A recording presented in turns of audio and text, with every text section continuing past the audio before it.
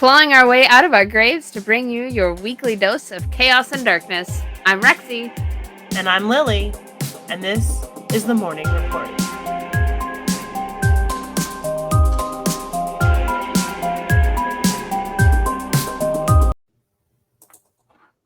Hey, mourners. So we just wanted to let you know that the episode you're about to listen to is pretty heavy and pretty graphic. And just be aware of that. Yes. It might not be great for little ears. It might not be great to listen to if you don't want to hear that kind of thing. Hey, mourners. Hello. Hi, Lily. Hi, Rex. How's it going? It's good. Good. What you doing? I'm exhausted. Yeah? Just exhausted. Because, of course, I wait until the very absolute last possible minute to start adjusting to school starting. And so, today was the first day I got up at 5 o'clock this morning. And so I'm just like, this is stupid. Is tomorrow the first day of school? First day of school. Ooh, so you waited until the absolute, I don't blame you. I probably would have done the same. I'd be miserable today. Yeah, I'm just tired. That's all. But I get to see you, so I'll take it. Yeah. And we don't have to be super high energy every day, so it's fine. I love to be sleepy. Yeah. So, we are at the beach, but before we talk about why we're at the beach, you have an update that I am so excited to hear. Please read us the news story. Okay. So,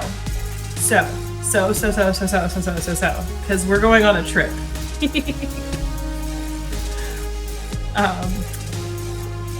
The Loch Ness Center is calling one and all to join a massive search this month for Nessie, the mythical beast said to inhabit the waters of Scotland's famed Loch Ness. We just talked about Nessie. I know, and they're hoping it's going to be the largest hunt for the monster in more than 50 years. It's amazing. So excited. Can't wait to see how this turns out. Okay, so I'm kind of torn. I kind of want them to find her, but I also kind of just want them to get some great pictures and have her be elusive.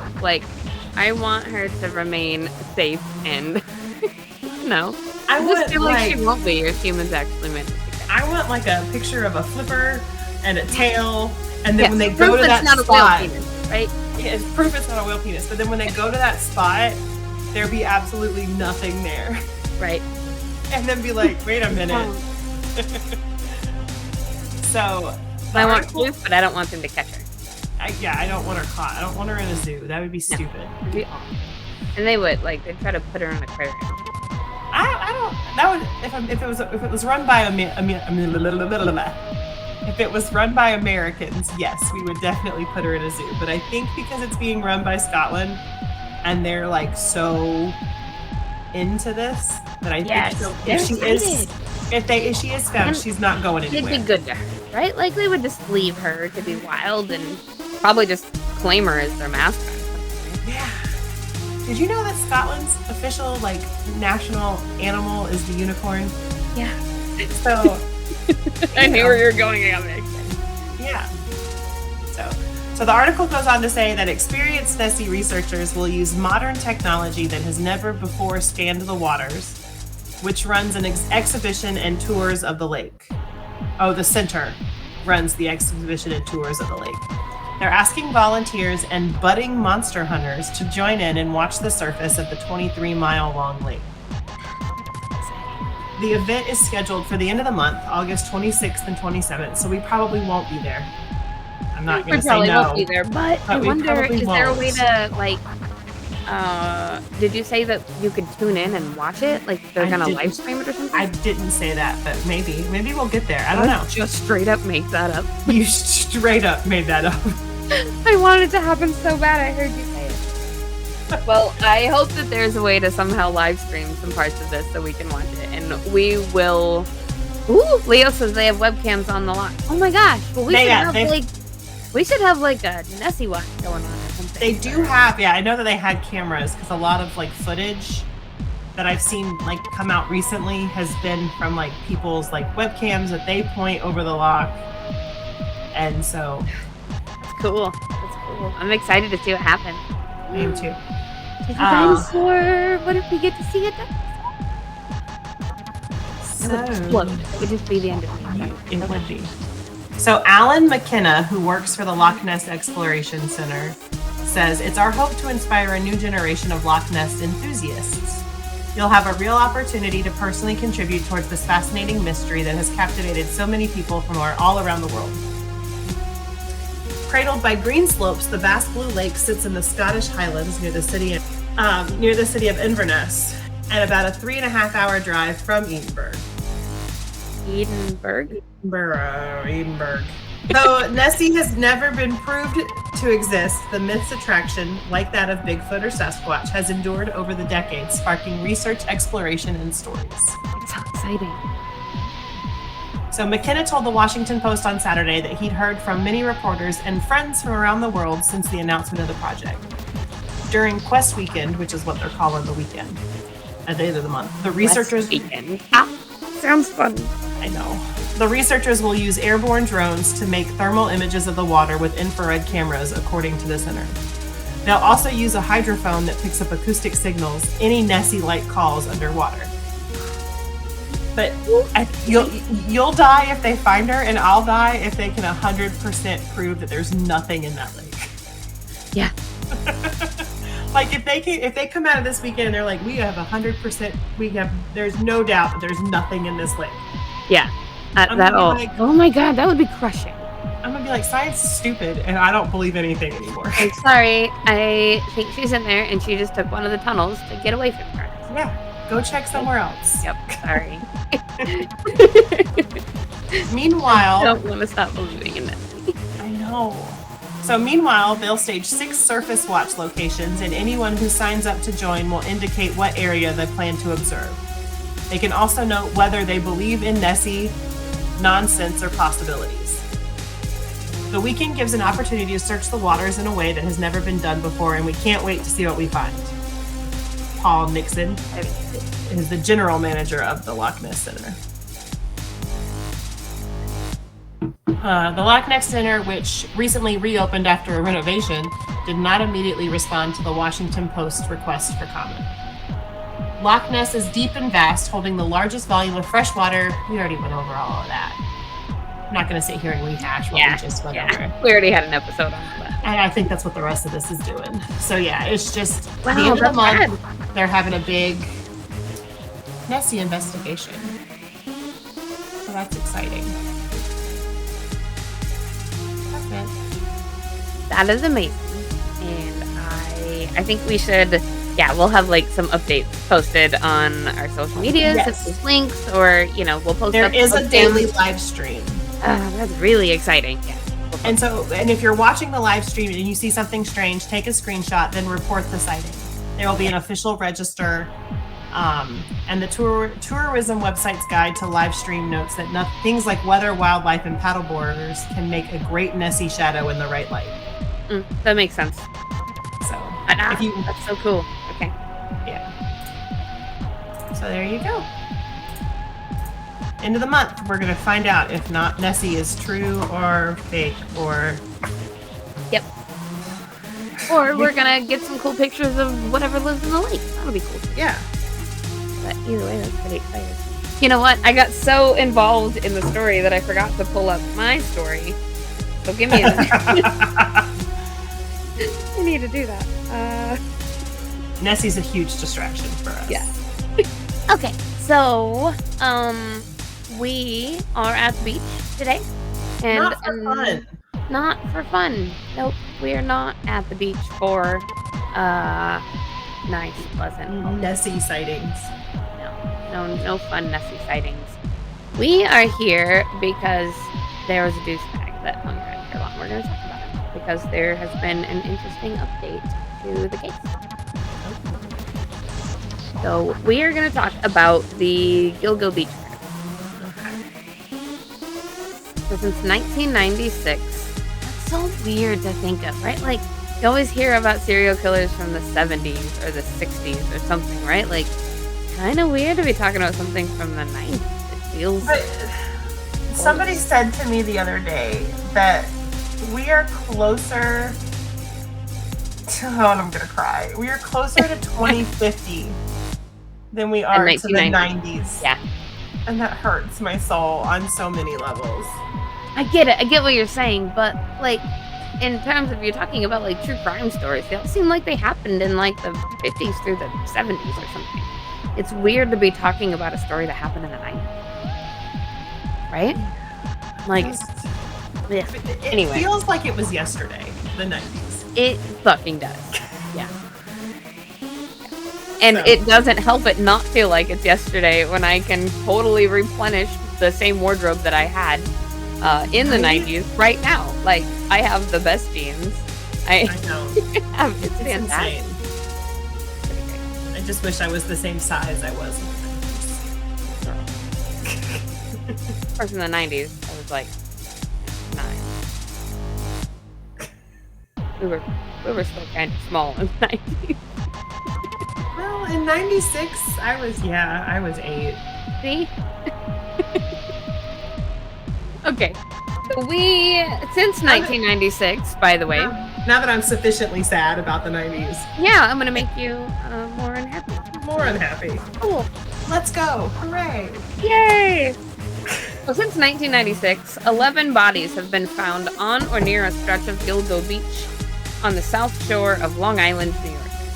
The yet unknown Long Island serial killer, or the List, aka Gilgo Beach Killer Ripper, Craigslist Killer / Ripper, is the name pinned to these murders. It's got a handful of names. I like Gilgo Beach Ripper. Gilgo Beach Ripper. Ugh, sounds creepy. Oh, Leo says you don't know Nessie didn't murder these people. I can almost 95% guarantee that she did not. Yeah, pretty sure this other guy did.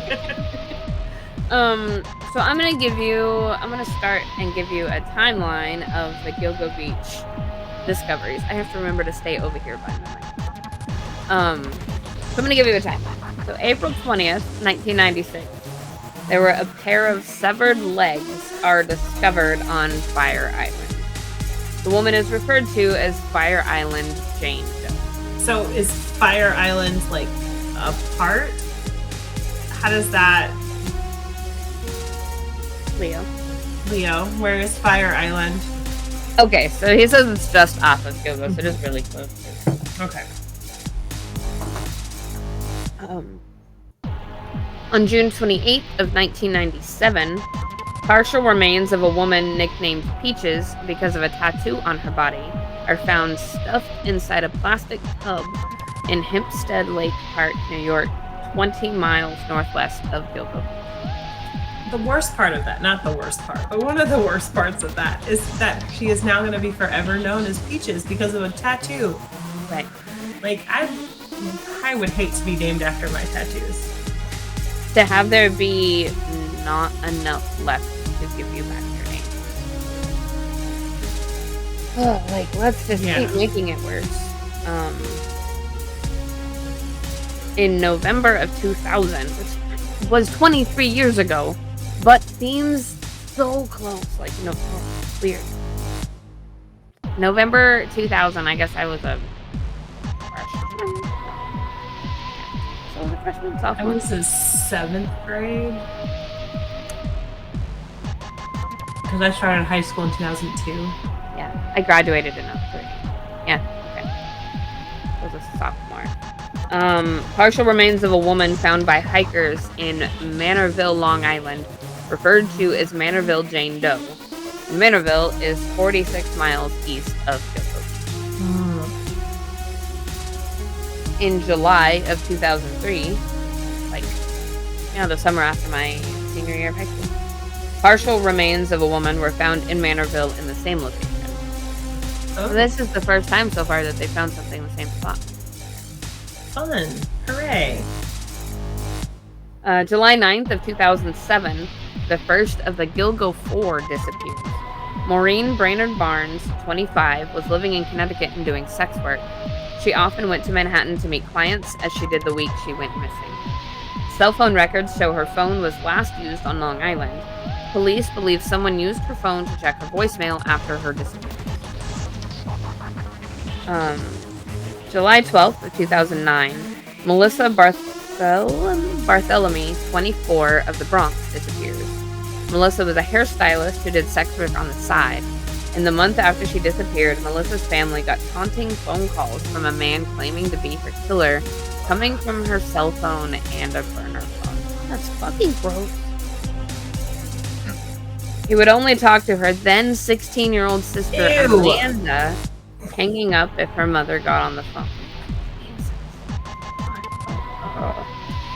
The male caller never identified himself, but knew Amanda's name and told her he knew what she looked like.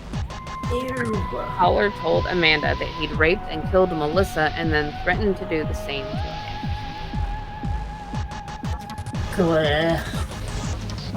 Can you imagine the terror, like, having one child already taken and then having the next one being, or having your other child being threatened? Like,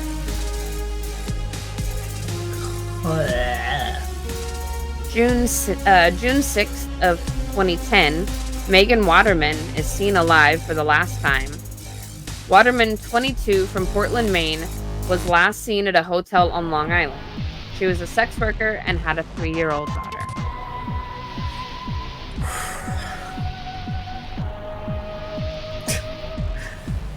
This is a heavy episode. Thanks, Leo. I mean, we can't yell at Leo because I asked for this, because there is an interesting update, so I asked for it, so probably yell at me. But then you're fired. I don't want You don't want to do the show without. I don't, but you're going to ask for this crap. This is a bummer. Oh, okay. September 2nd of 2010, Amberlynn Costello, 27, was last seen leaving her place to meet a sex work client. At the time of her disappearance, she did not have a cell phone on her. A day before her disappearance, Costello and her roommate, elsewhere described as her pimp, came up with a plan to screw over a client. When the client showed up to pick her up from her house, what the fuck? That seems terrifying. That seems safe. Like, at your house? They waited for him to pay Costello, and then the roommate came in pretending to be her angry, unaware boyfriend. The client was scared off, leaving the money behind. That same night, the client texted he expected to get what he paid for, and Costello was never seen alive again after she left the meeting. That's icky. The Gilgo Four have all been lumped together because of their similarities. They were all petite sex workers in their 20s who advertised on Craigslist. All of their bodies were found hidden in brush within 1,500 feet of each other on Gilgo Beach, bound and wrapped in camouflage burlap like you might use for hunting or to conceal someone that you tossed into the brush. And all were strangled to death. Icky. So May 1st of 2010, Shannon Gilbert disappeared. Going back in the timeline, Shannon Gilbert disappeared in the midst of the Gilgo Four disappearing, but it's not one of the Gilgo Four because it's not yet known if their murders are connected outside of being found on Gilgo Beach. Gilbert, 24, was an aspiring actress from Jersey City, New Jersey, who worked as an escort. She was last seen on May 1st after a job in Oak Beach, less than 10 miles east of Gilgo Beach. She disappeared after fleeing the home of client Joseph Brewer in Oak Beach. Detectives said that Brewer was not a suspect. Well, why not? I don't know. That's really weird. Like, if she was running away from this place, like, something scared her, right? Icky. Icky's my new word for this episode. That is the name. This episode. Gilbert called 911 before she disappeared. On the recorded 911 call, she tells the dispatcher people are after her, but she can also be heard refusing offers of help. Her pimp, Joseph Brewer, and Brewer's neighbor, whose door she frantically knocked on, all tell police she seemed disoriented and ran away into the night. So So Joseph Brewer is not her pimp. Okay. Or is he her pimp? No. I think so. That's what they're calling him. I think roommate. Not her pimp. Not her. Okay, so it's her pimp and Joseph Brewer and Brewer's neighbor. So 3 people. Yes, I think so. Okay. Brewer was the client. Okay. Yes. Yes. There are a lot of players going on in this.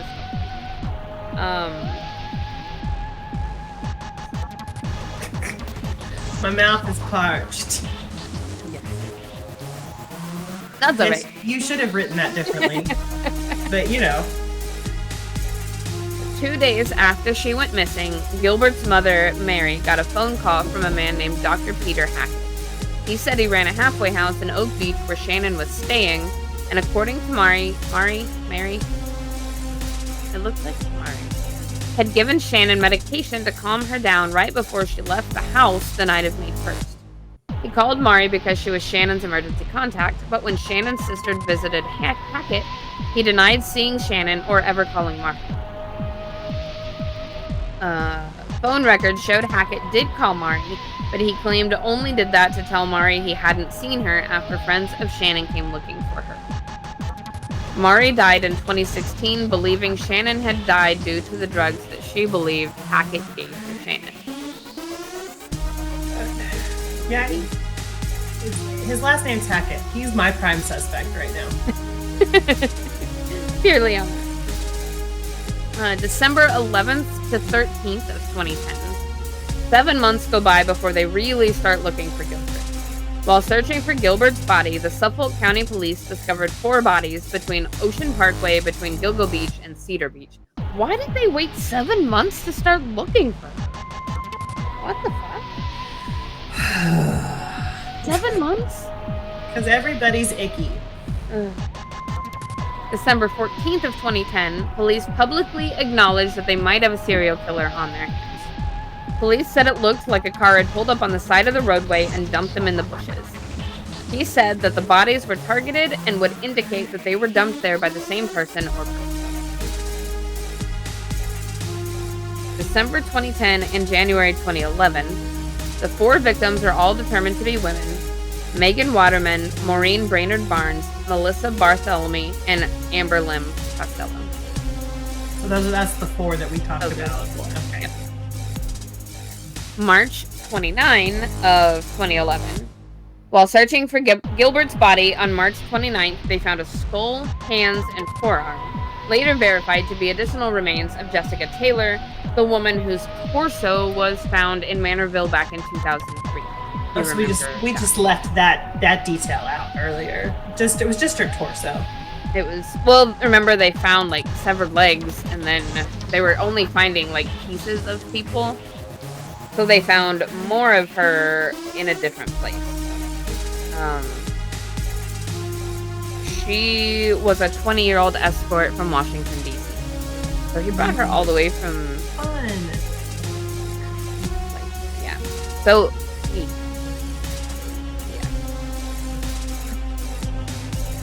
April 4th, 2011, they found the body of a toddler. That's the little girl's body had been hidden in poison ivy off of Ocean Parkway.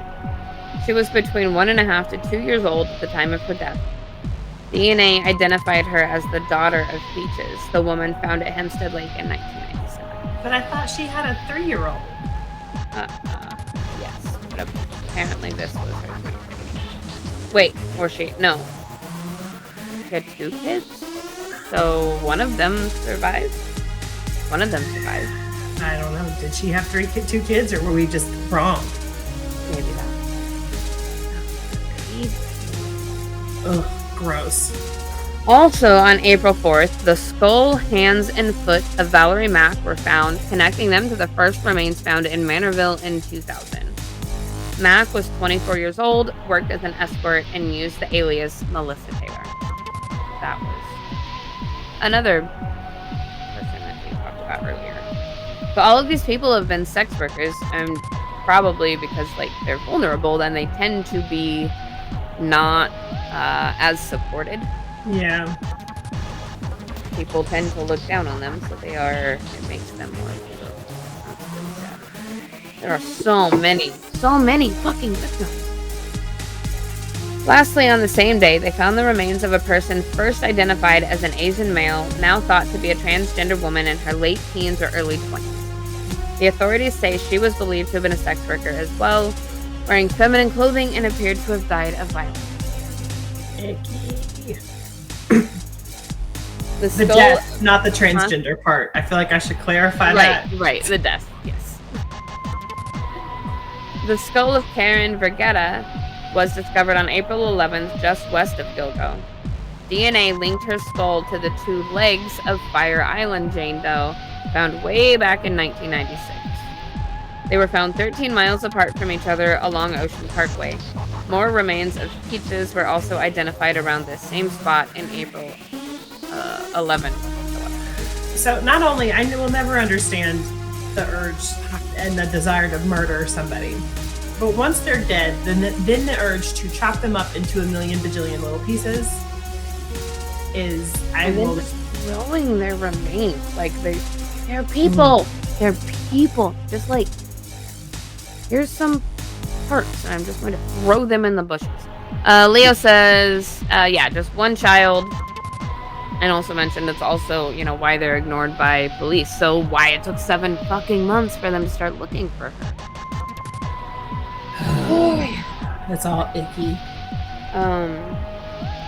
December 13th, 2011, after finding a total of 10 bodies, police announced they have found Gilbert's remains.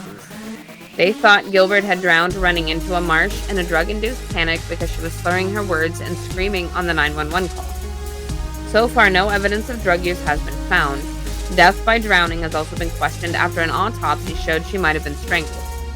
Going back to Dr. Hackett's involvement, the marshy area where Shannon's body was found was indeed not far from Dr. Hackett's backyard. Gilbert's body was the last one to be discovered.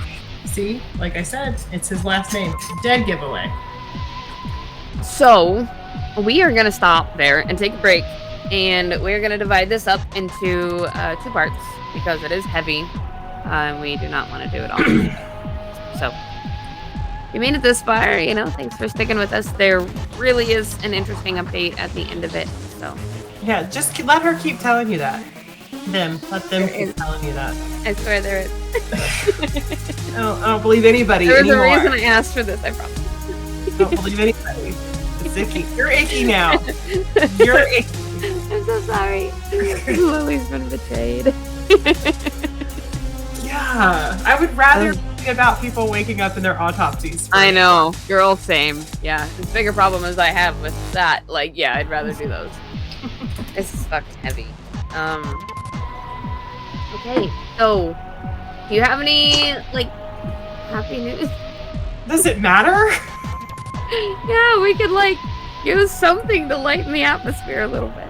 I don't, but you did something fun. Oh, I did. I went to a convention this weekend. Yeah. So I had one was a couple weekends ago, and now you had one. Yeah. We just had Oklahoma Comic Con. It was the first time that con has ever been in Oklahoma. They've done Missouri Comic Con, a couple other, state branded. Yeah, it went really well, so I think they're going to come back next year. And this year, though, what made it really exciting was this was the very first con table that Realistic Superheroes has ever had. Oh, yeah. Right? Yeah, so we've done lots and lots of different types of events. We've never done a con table. We did great. I don't know what the final count for the funds that we raised for the charity were, but I know it went really, really well. People were really excited. The con was very nice and gave us, I think it was the con anyway. Someone gifted us a free space in the con, and we were right in the middle, right next to the arcade. There was all kinds of action all around us, and it was such a good event for our organization. And I'm really, really happy to be a part of it. Yeah, it was great.